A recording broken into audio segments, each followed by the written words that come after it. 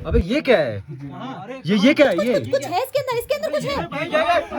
भागो। साइड से चमक रहा है। अमरजीत, पापा आयु, पापा के पास चलो। आयु बाहर बाहर।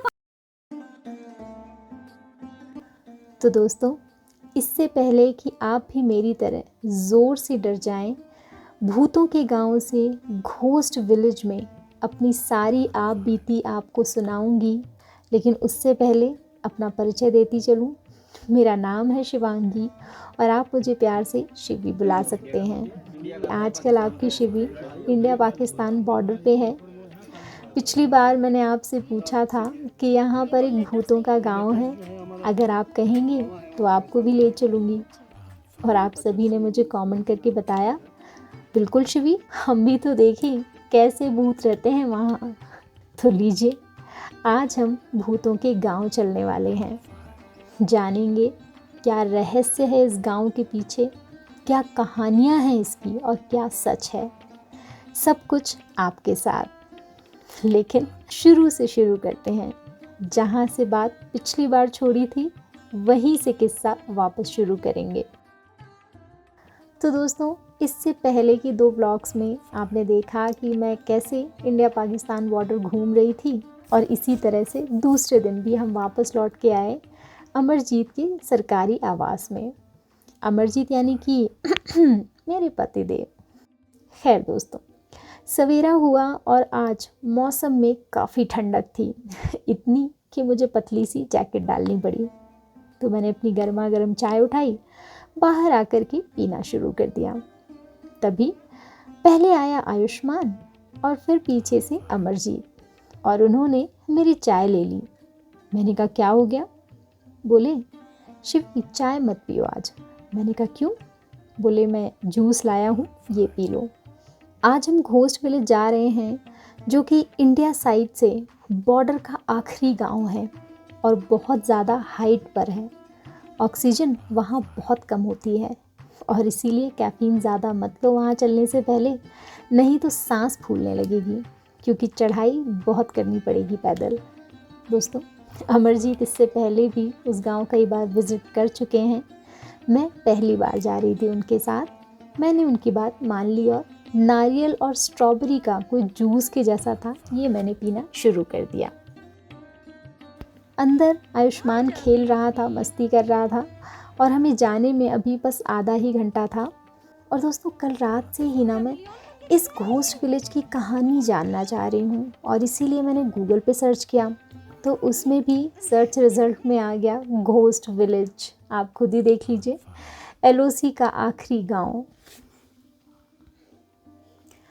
मैं अमरजीत से पूछे जा रही थी कि आप तो गए हैं तो मुझे बताओ ना वहाँ की कहानी, क्यों कहते हैं उसको घोस्ट विलेज, क्या है इसके पीछे की कहानी।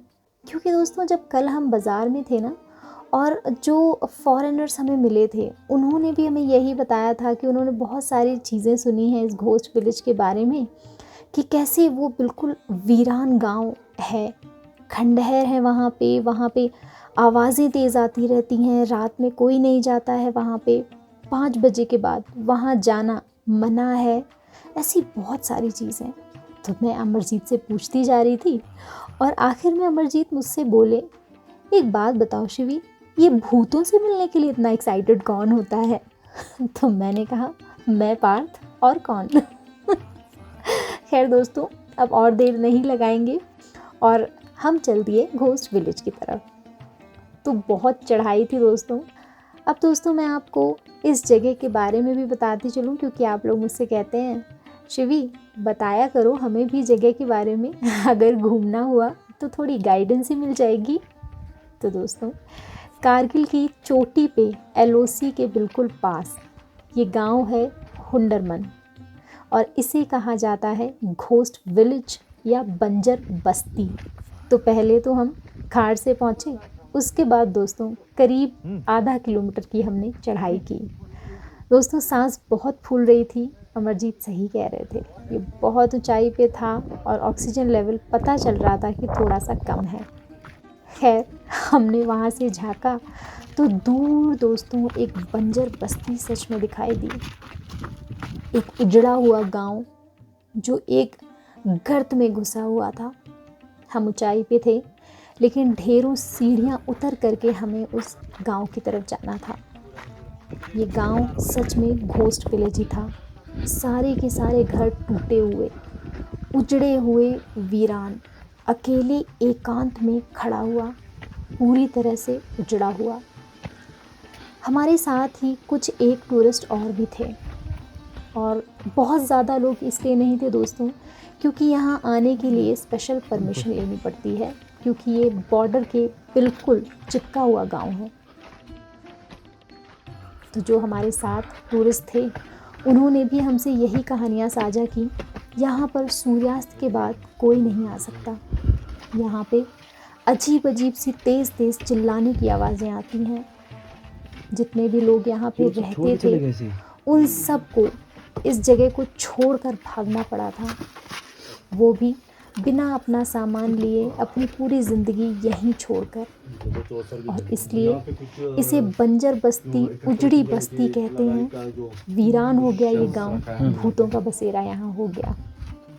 यहाँ पर तेज़ आवाज़ें आती हैं, कभी कभी किसी के रोने की, कभी बहुत तेज़ चिल्लाने की। और यहाँ पर कोई भी शाम के टाइम नहीं आता है।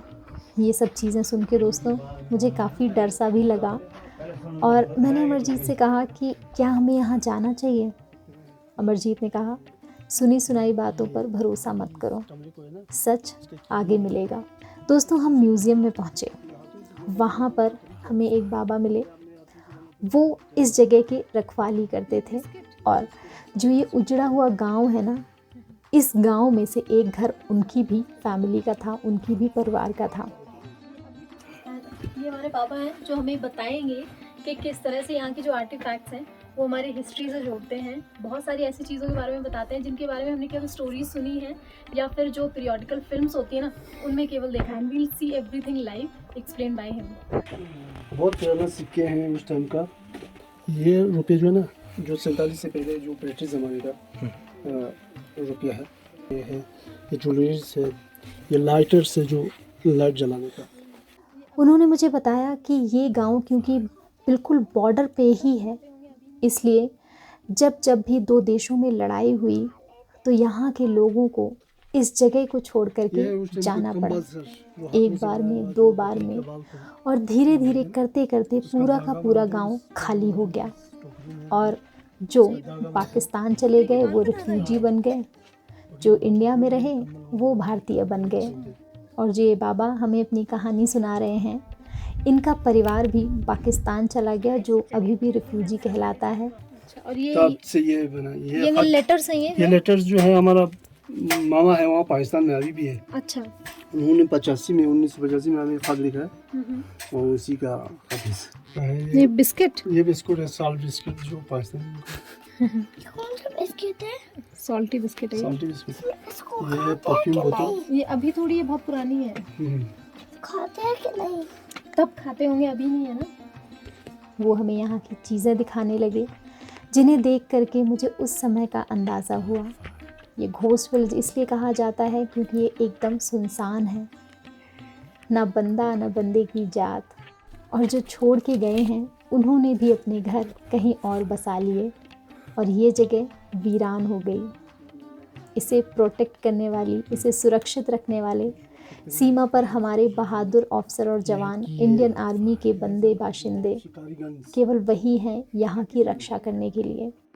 इंडिया का है, पाकिस्तान का है। और दोस्तों जब तक ये सब हमने नहीं जाना था और बाकी टूरिस्ट के साथ हम थे, तो ये देखिए हमारे साथ क्या हुआ। अबे ये क्या है? ये क्या है? ये कुछ है इसके अंदर कुछ है।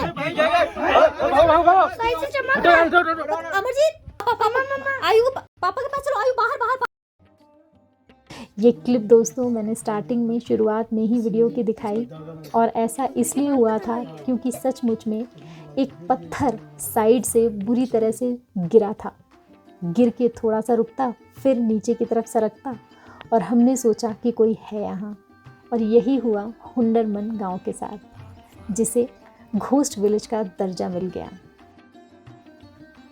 तो दोस्तों यहाँ पे मैंने देखी टाइम्स ऑफ इंडिया मैगज़ीन जिसने इस घोस्ट विलेज को कवर किया है। ये क्या है? ये मसाला कूटने के लिए? ना ये नून चाय जो होते हैं, नमक चाय। नमक चाय, वो उसमें क्या बोलते हैं, नमक, दूध, मक्खन सब डाल के इसको।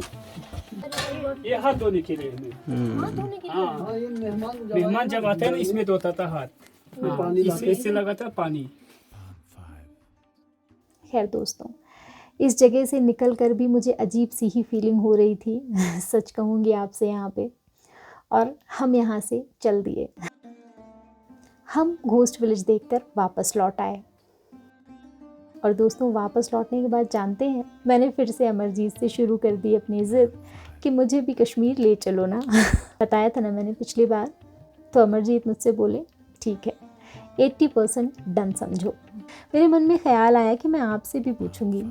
दोस्तों प्लीज़ मुझे कमेंट करके ज़रूर बताइएगा कि अगर मैं कश्मीर जाती हूँ तो श्रीनगर कश्मीर में पहनने के लिए क्या क्या कपड़े लेकर के जाऊँ, किन किन कपड़ों में अच्छी फ़ोटो आएगी, बताइएगा ज़रूर। तो दोस्तों डरने से शुरू हुआ हमारा आज का दिन। पहुँच के घोस्ट विलेज और ज़्यादा डरी मैं।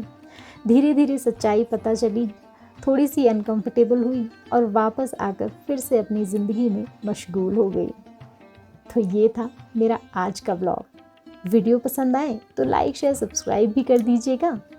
और जब तक हम नेक्स्ट व्लॉग में मिलते हैं तब तक अपना और फैमिली का बहुत ज़्यादा ध्यान रखिएगा और मुझे भी मिस करते रहिएगा।